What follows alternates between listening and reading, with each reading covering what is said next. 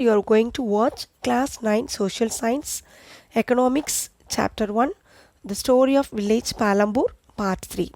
In Part 1 and Part 2 we have discussed about a lot of things about economics. In Part 1 I introduced you the new subject economics and we have seen the basics of economics and about the village Palambur. Overview of village Palambur and the main concept of this lesson, that is factors of production. Yes, what are the factors we have seen? Yes, land, labor, physical capital such as working capital, fixed capital and human capital. And next in part 2 we have discussed about farming in Palambur. Under this, how land is fixed and how much land brought under cultivation in Palambur.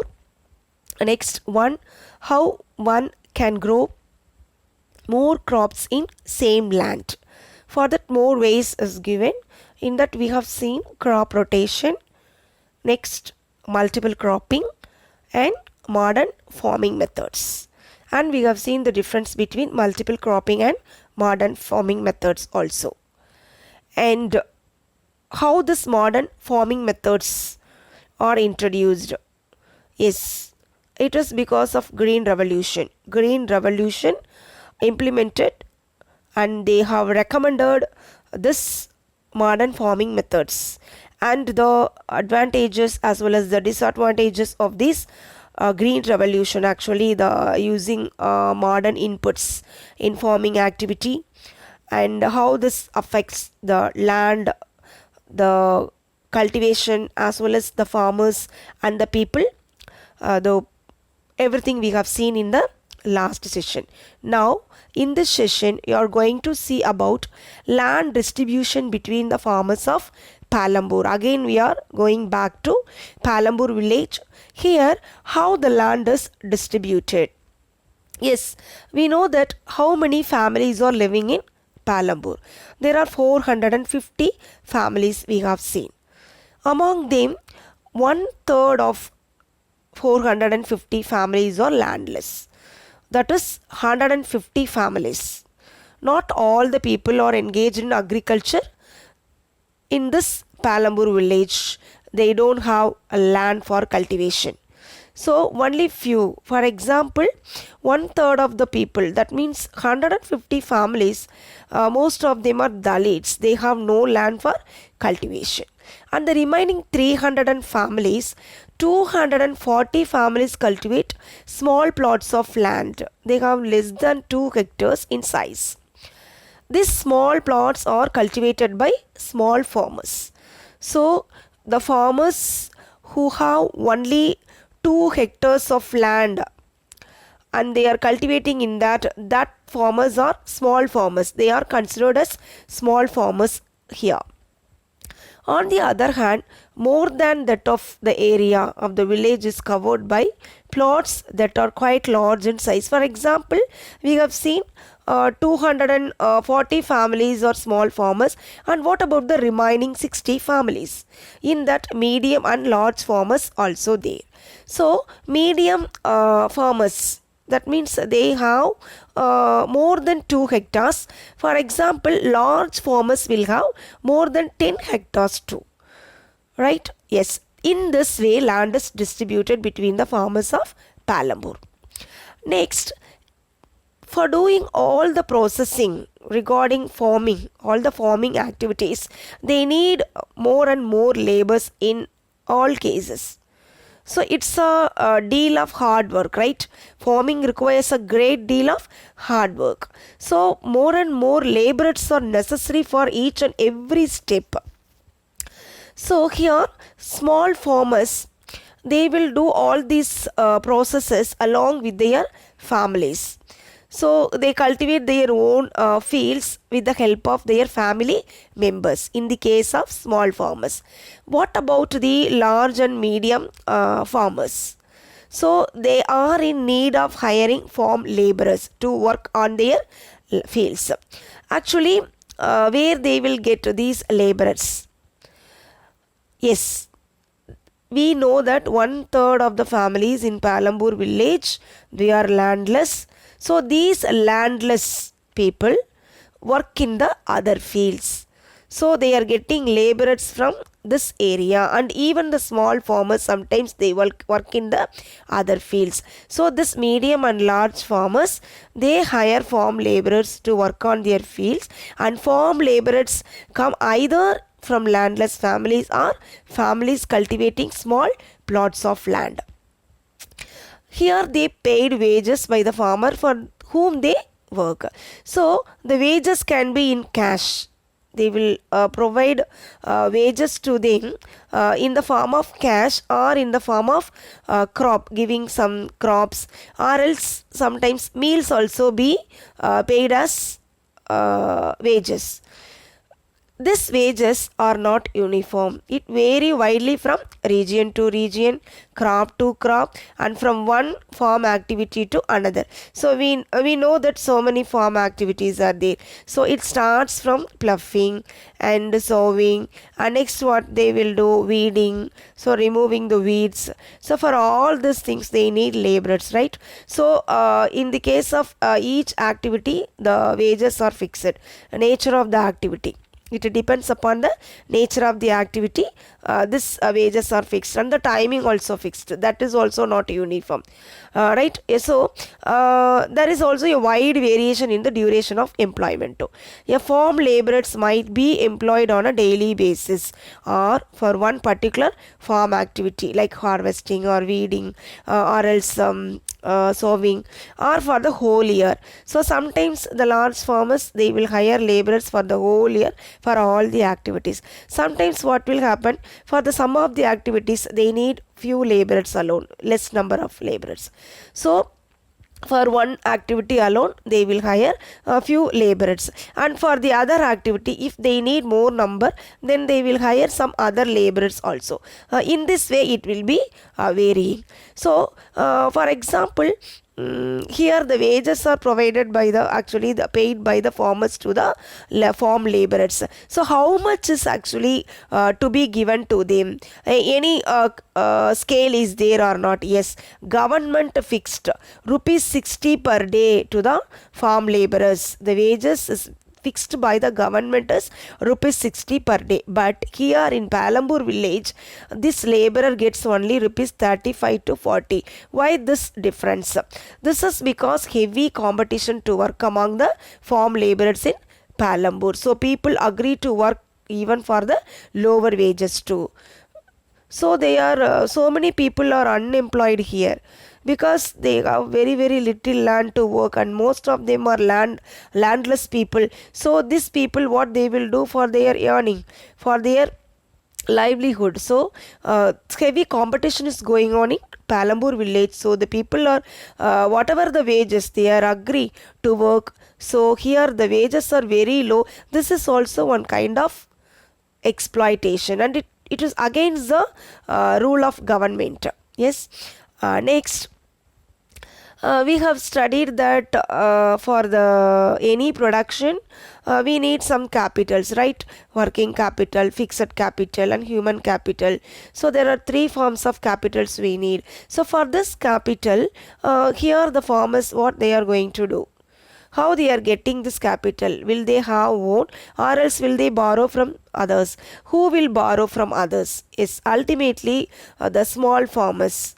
They don't have any capital with them to start the farming activity. So to buy all those requirements, they borrow money from the money lender, or else from large farmers. Sometimes they lend from traders in the form of requirements. For example, whatever the inputs they need for the cultivation, the same thing can be provided by the traders, and after the production they have to sell this products to the same traders. In this way they will manage the capital. So here what is given, most small farmers have to borrow money to arrange for the capital, and they borrow from large farmers or the village money lenders or the traders who supply various inputs for cultivation. In the case of rate of interest, suppose if they are borrowing money from banks or something, the rate of interest will be low, right? But here the farmers, the small farmers, they are lending money from the money lenders, or else from the traders, or else from the large farmers. They are private persons. So what they will do, they will give the loan at the rate of high interest. So this make the farmers to get into distress. They cannot repay the loan very soon because of the high interest. So this is also one kind of exploitation done on them. Large farmers charge them high interest rate, have to work for the large farmers during the busy harvesting time, and that also at a rate much lower than the minimum wages set by the government. See here the large farmers, what they are doing, they are charging them high interest rate. If they want to borrow, for example, the small farmers needed some capital for their own farming, they are borrowing from large farmers. That time they are charging at high interest rate, and they are making the small farmers to work in their field during the busy harvesting time, and for that they will be providing very low wages. They are lower than the government, what the government set. So this is also somewhat exploitation is going on. This leads to overall exploitation here.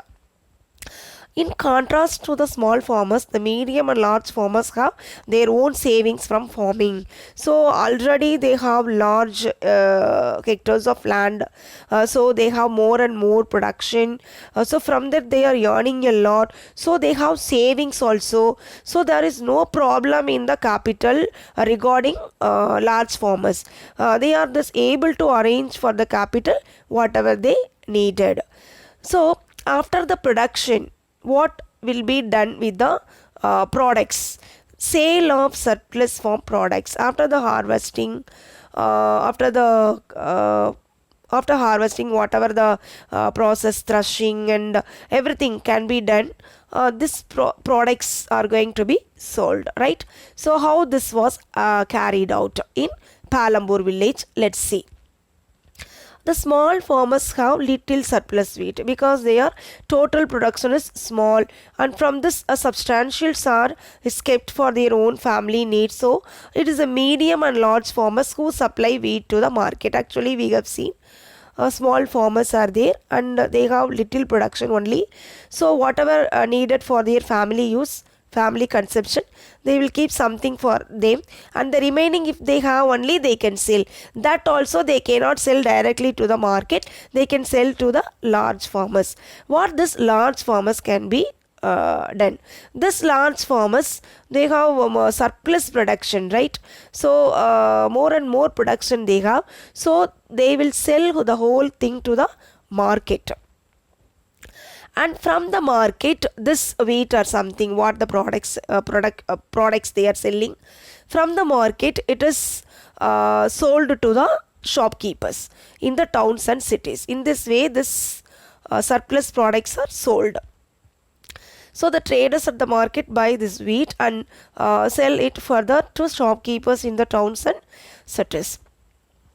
Large and medium farmers use the earnings from the surplus products as savings. Already we have seen that these small farmers, they are borrowing money from the large farmers. Yes, they have savings from this surplus products and can be used for lending to small farmers who are in need of a loan, for buying the working capital for the next season also. So this large farmers, with this money, after selling this surplus wheat, with that money what they are going to do, they will save this money, they will keep as savings, and they lend money to the borrowers in case of farming activity, and with that money they will buy some farming inputs, for example tractors, or else some shops also they can set up, and they buy cattle too. With this money they can buy a lot of things. Next we'll see about non-farm activities. So far we have seen about the farm activities, how it was carried out in Palambur village. Yes, we have seen so many things in part 2 regarding farming. From the land we started. Now, how the land was distributed there, and how they are getting labor, and those who are working as labor, everything we have seen. And capital, how they are getting capital also for the farming activity, and sale of surplus products also, how it was carried out, everything we have seen. Now, non-farm activities other than farming activities are known as non-farm activities. So you know very well about the non-farm activities, that is related to agriculture. We have some of the other activities to be done. In that, one common one is dairy and small scale manufacturing, and shopkeeping, and transport also comes under non-farm activities. Here in Palambur village, 25% of the people working in Palambur are engaged in activities other than agriculture. That means non-farm activities. Here we can take, let me take a dairy is the first activity. This is a common activity in many families of Palambur. People, what they will do, they feed their buffaloes on various kinds of grass what they are growing in their field, jowar and bajra, etc.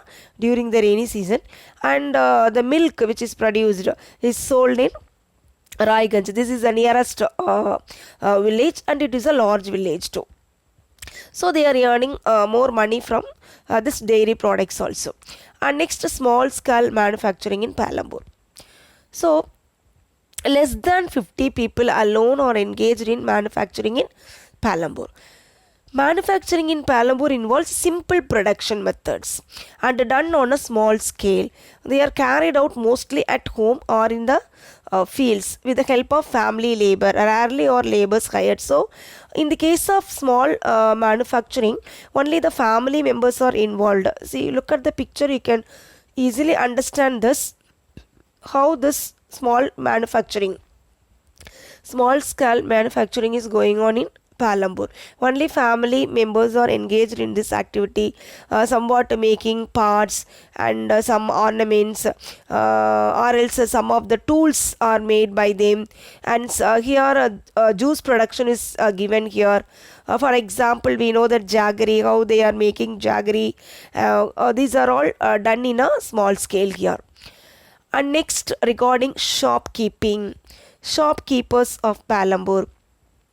So they are earning some money from shopkeeping also. Shopkeepers of Palambur buy various goods from wholesale markets in the cities and sell them in the village, because often the village people, they cannot go to the city to buy things. For that, easily these shopkeepers, they are buying the goods whatever the people needed in the Palambur village from the wholesale market, and they are selling that in retail prices.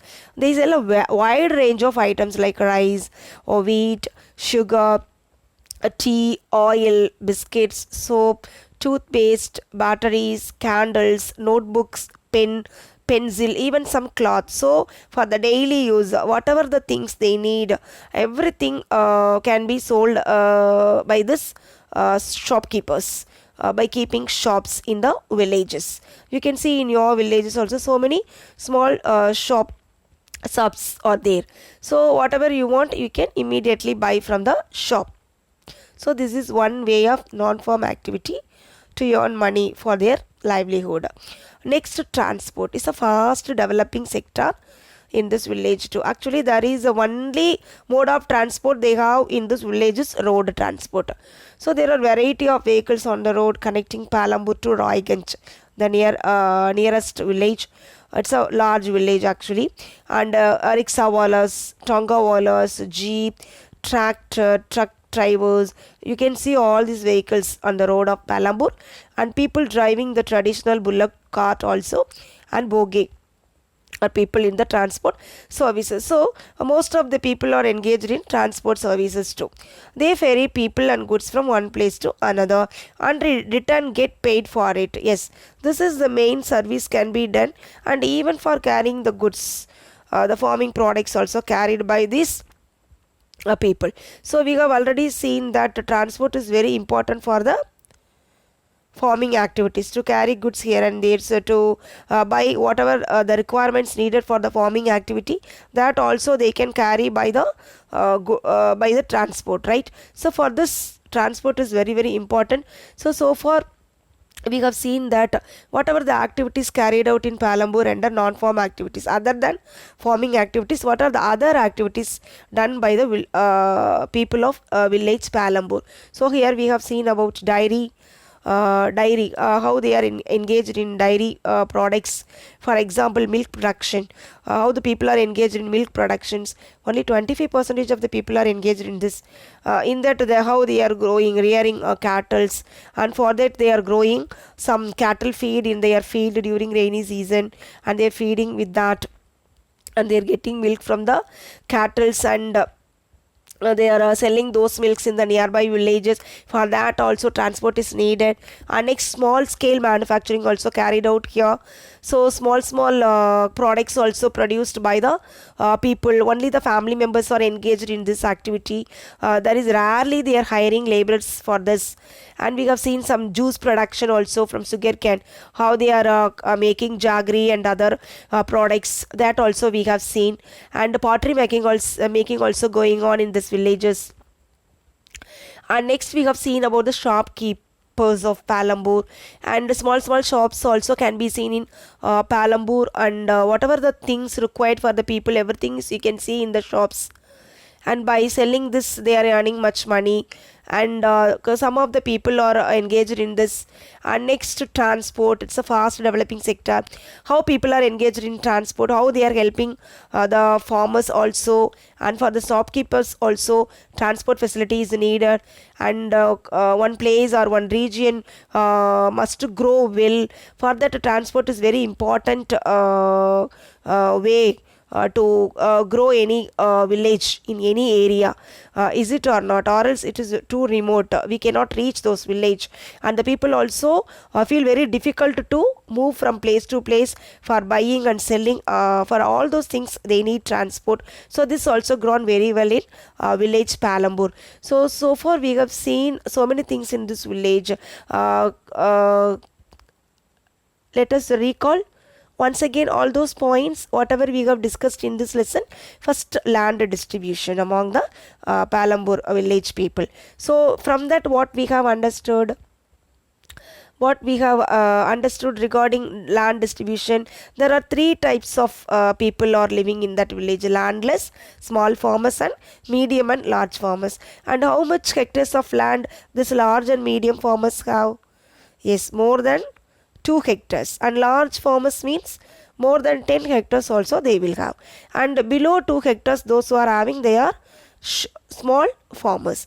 And landless landless people, mostly they belong to, yes, Dalits. Mostly they don't have land for cultivation. So from this land distribution, we have seen the type of farmers in the village Palambur. And next, what we have seen, laborers, farm laborers, where they will get laborers. Yes, the landless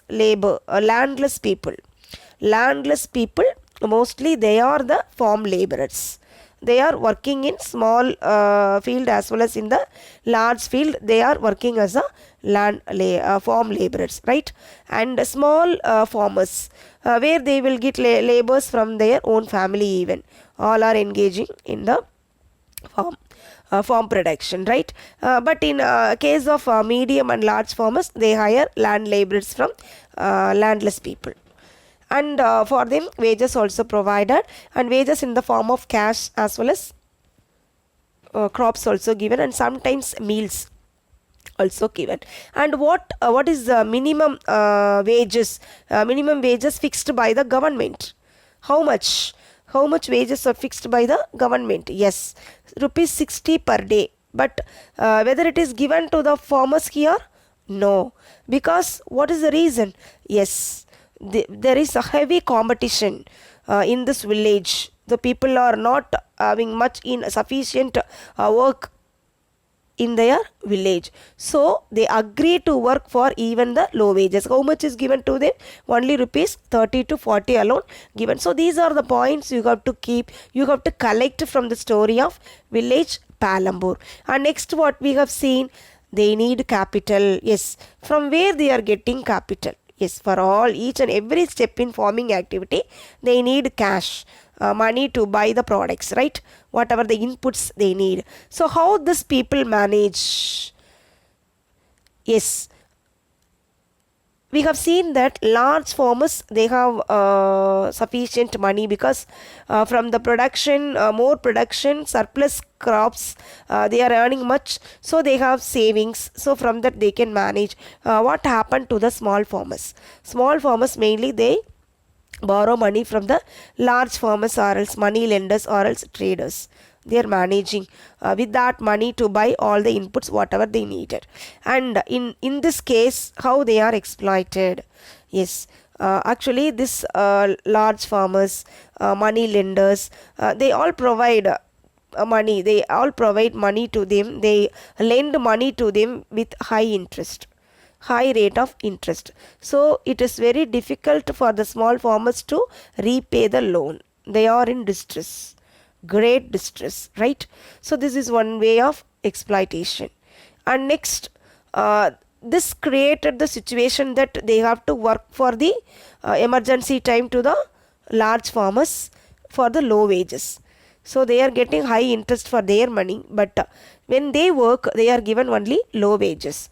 So in this way also the small farmers are getting exploited. So many things we have seen in this story of village Palambur, right? And next, after the harvesting, after the production process over, what they will do with the products? They have to sell. Who will sell? Only the large farmers and medium farmers can sell. What about the small farmers? Because whatever the products they produce, that is sufficient for their own family alone. They don't have surplus wheat to sell. If they have to sell to the traders from whom they actually borrowed money, or else they have to sell to the larger farmers, right? Large farmers. So only here who will sell to the market? Large farmers and medium farmers. So after that they will sell that to the market, and from the market shopkeepers buy those things and they will sell that in towns and cities. So in this way the surplus wheat is sold in the market.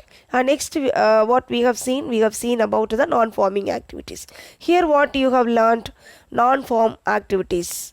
Other than farming activities, whatever the activities gone in the village, that is non-farming activities. It is associated with farming activities. For example, dairy is associated with farming activities because side by side actually they whatever the things mainly they grow in their field, that crops are used as cattle feed